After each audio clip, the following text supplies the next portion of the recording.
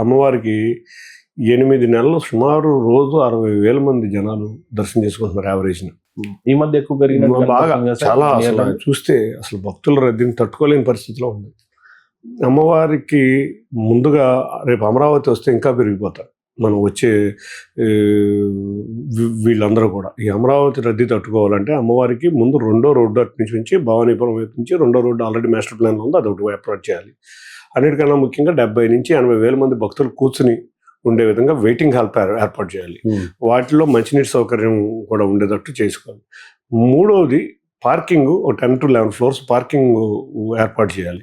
వీటికి తోడు భవానీపురంలో కానీ ఎక్కడన్నా ఒక చౌల్ ట్రీస్ కానీ ఒక కాటేజెస్ కానీ అమ్మవారికి కట్టితే వచ్చిన భక్తులు అక్కడ కృష్ణానదిలో స్నానం చేసి అక్కడ ఉండి చౌల్ట్రీలో ఉండి కృష్ణానదిలో స్నానం చేసి, కృష్ణానదిలో ఉన్న ఘాట్లు కూడా దుర్గమ్మ ఘాట్ కూడా ఇంప్రూవ్ చేస్తుంది. అక్కడ ఇరిగేషన్ స్థలం ఉంది, ఆ ఇరిగేషన్ స్థలాన్ని కూడా కొంత మార్పులు చేసి ఇంప్రూవ్ చేయడానికి ప్రణాళికలు.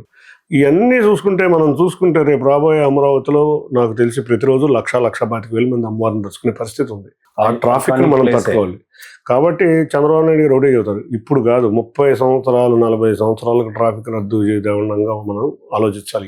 ఏ పని చేసిందనే ఫ్యూచర్లో తిరుపతి శ్రీశైలం తరహాలో అమ్మవారి తిరుపతి మీరు శ్రీశైలం కన్నా ఇప్పుడు కూడా అమ్మవారి దర్శనాలు ఎక్కువ ఉంటాయి. ఎందుకంటే మీరు తిరుపతి 1,05,000 1,10,000 హైయెస్ట్ వెళ్తాయి. ఎందుకంటే స్వామివారికి నైవేద్యాలు ఇటువంటివన్నీ ఎక్కువ ఉంటాయి. అమ్మవారికి 3 రోజులు ఉన్నాయి.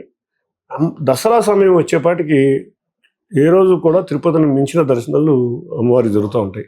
ఎందుకంటే భక్తులు ఇవాళ భవానీ మాలని గిరి ప్రదక్షిణలని ఇట్లా పెరిగిపోయారు.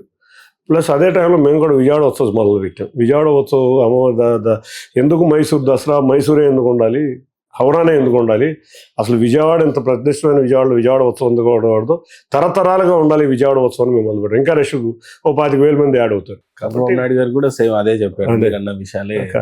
కాబట్టి తప్పకుండా రేపు గుడి అభివృద్ధిలో, రేపు విజయవాడ అమరావతి అభివృద్ధిలో అమ్మవారి దేవాలయం చాలా విశిష్టత చోటు చేసుకున్న ప్రదేశం. కేశినేని చిన్ని గారికి వ్యక్తిగతంగా కనకదుర్గమ్మ వారికి ఉన్న అనుబంధం ఏ రకమైనది అంటే మీరు ఏం చెప్తారు?